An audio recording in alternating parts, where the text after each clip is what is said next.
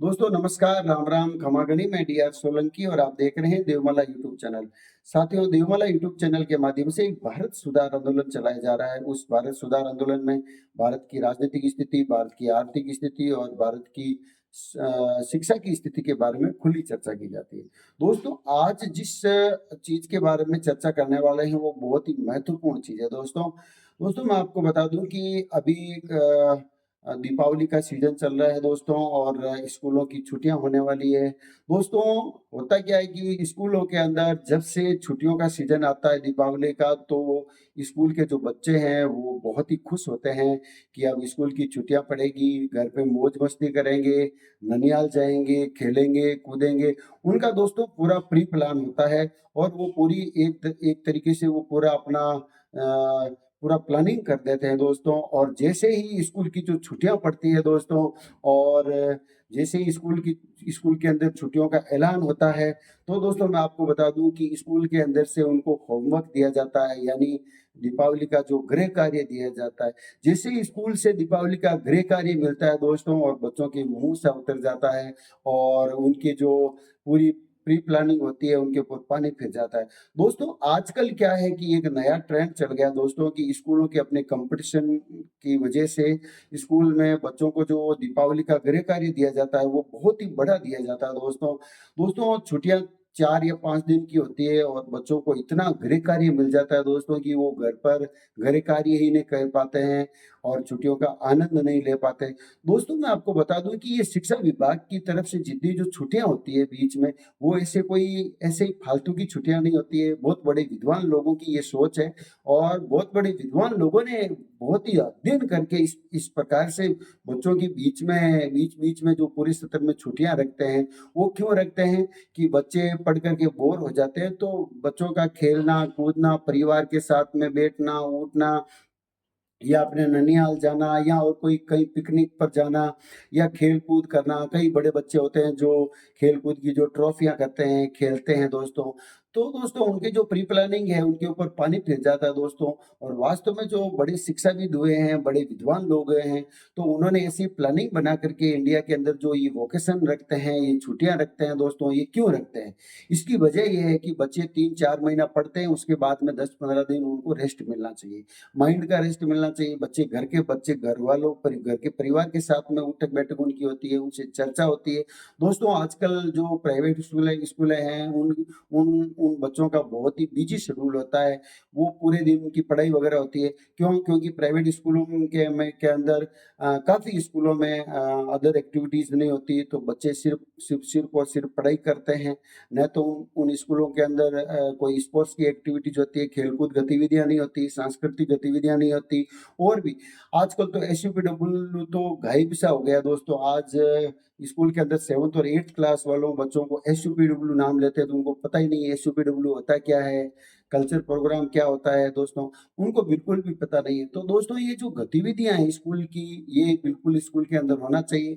अगर नहीं हो रही है तो जो सर्दियों की छुट्टियां पड़ती है, दीपावली की छुट्टियां पड़ती है, इनके अंदर होमवर्क देना चाहिए, लेकिन नॉर्मल होमवर्क देना चाहिए, जिससे बच्चे आराम से घर पर 1-2 घंटा कर ले और दूसरे फ्री टाइम में वो अपना एंजॉय कर ले। तो दोस्तों, जो शिक्षाविद लोगों ने, जो विद्वान लोगों ने ये जो छुट्टियां का जो ऐलान करते हैं और छुट्टियों का जो सिस्टम बनाया है शिक्षा विभाग ने, ये वो फालतू में नहीं बनाया है।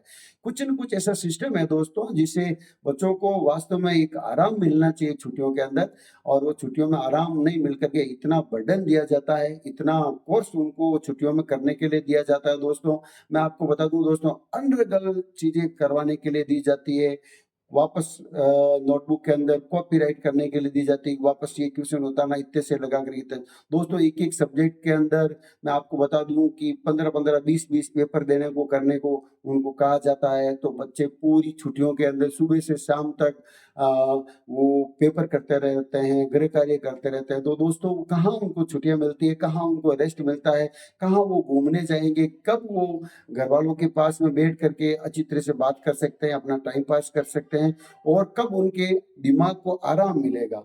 तो जितने भी जो शिक्षाविद लोग हुए हैं, जितने भी जो विद्वान लोग हुए हैं, उन्होंने सोच समझ करके इन चीजों को, इन सिस्टम को बनाया है। तो जो जितने भी जो प्राइवेट स्कूलें हैं, वो इस सिस्टम को वास्तव में बता रहा हूँ कि इतना वो उसमें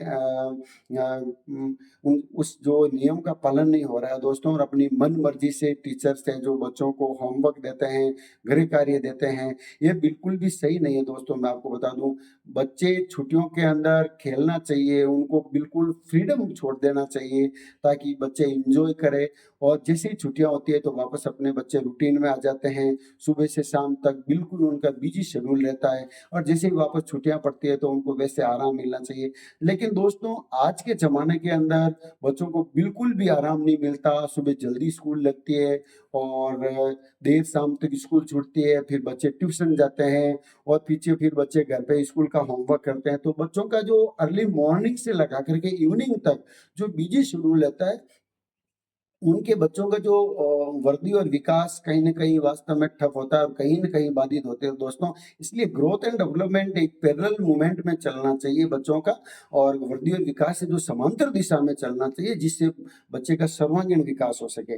अब बच्चे का सर्वांगीण विकास होगा कैसे? क्योंकि स्कूलों के अंदर तो सिर्फ़ और सिर्फ़ पढ़ाई करवाई जाती है। गार्जियन भी यही चाहते हैं कि मेरा बच्चा कलेक्टर बने, मेरा बच्चा डॉक्टर बने, इंजीनियर बने, मेरा बच्चा आईएएस ऑफिसर बने, आरएस बने, मेरा बच्चा और कोई ऊँची पोस्ट पर जाए। लेकिन उन बच्चों की जो एबिलिटी नहीं सोचते हैं, ना तो गार्जियन सोचते हैं और ना ही स्कूल वाले सोचते हैं। दोस्तों, उनकी बच्चों की जो एबिलिटी होती है, वो अपने शरीर से हष्ट-पुष्ट होते हैं, अपने शरीर से सुडौल अच्छे होते हैं। वो बच्चे, उनको गॉड गिफ्ट में स्पोर्ट्स लिखा होता है, और बच्चे स्पोर्ट्स की ओर नहीं जाकर के मंदबुद्धि के बच्चे होते हैं, उनके ऊपर भी प्रेशराइज़ किया जाता है, उनके ऊपर भी दबाव दिया जाता है कि उन बच्चों को पढ़ाई करवाएँ, उन बच्चों को साइंस दिलवाएँ, उन बच्चों को कॉमर्स दिलाएँ, ताकि वो बच्चे बिल्कुल जब 10वीं, 11वीं, 12वीं और कॉलेज लेवल में जाए तो बच्चा 24 आवर्स बिज़ी रहे। तो दोस्तों, उस बच्चों का लेवल देखना चाहिए, उनकी एबिलिटी देखनी चाहिए कि इस बच्चे को भगवान ने दिया कितना है? क्या इस बच्चे के अंदर एबिलिटी दी है? किस क्षेत्र में ये कामयाब होगा? उसके हिसाब से उस बच्चे को तैयारी करानी चाहिए।